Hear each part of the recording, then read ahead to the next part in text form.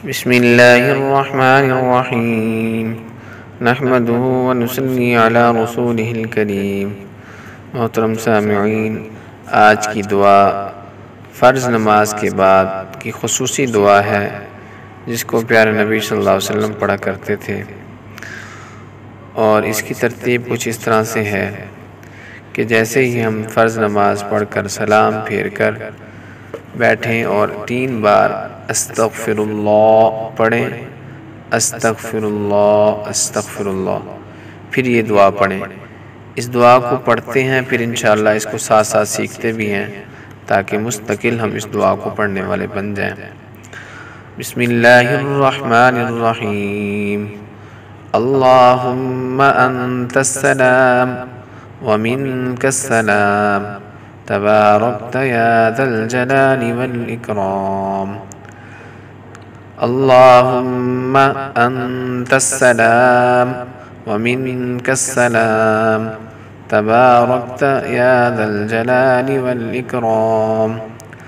اللہم، اس کو آہستہ سے پڑھنا ہے اور لام کو کھینچنا ہے اور میم پر رکنا ہے۔ اللہم انت السلام ومنک السلام تبارکت یا ذا الجلال والإکرام۔ اللہم انت السلام ومنک السلام تبارکت یا ذا الجلال والإکرام۔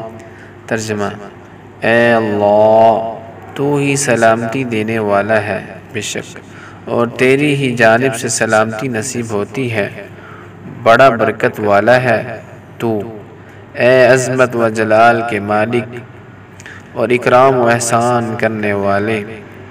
کتنا خوبصورت اس کا ترجمہ ہے۔ اہتمام کیا کریں ہر نماز کے بعد، ہر فرض نماز کے بعد اس کو لازمی پڑھیں تاکہ اللہ تعالیٰ کی طرف سے ہم سب پر سلامتی ہو جائے۔ جب اللہ کی طرف سے سلامتی ہوگی تو دنیا آخرت میں پھر سلامتی ہی سلامتی ہوگی، ہر قسم کی پریشانی سے اللہ رب العزت محفوظ فرما لیں گے۔ یہ دعائیں وہ دعائیں ہیں جو نبی علیہ السلام نے ہمیں بتائی ہیں، ان کو اپنا معمول بنائیں تاکہ اللہ کا قرب کا سبب بھی بنے اور پیارے نبی صلی اللہ علیہ وسلم کی سنت پر بھی عمل ہو اور اللہ تعالیٰ کی طرف سے سلامتی اور عافیت بھی ہم سب کو مل جائے۔ اللہ تعالیٰ ہم سب کو عافیت اور سلامتی نصیب فرما دے۔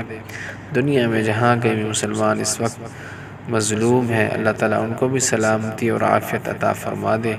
خاص کر کے جو فلسطین بھائی اس وقت پریشان ہیں، اللہ تعالیٰ ان کو بھی سلامتی نصیب فرما دے۔ آمین۔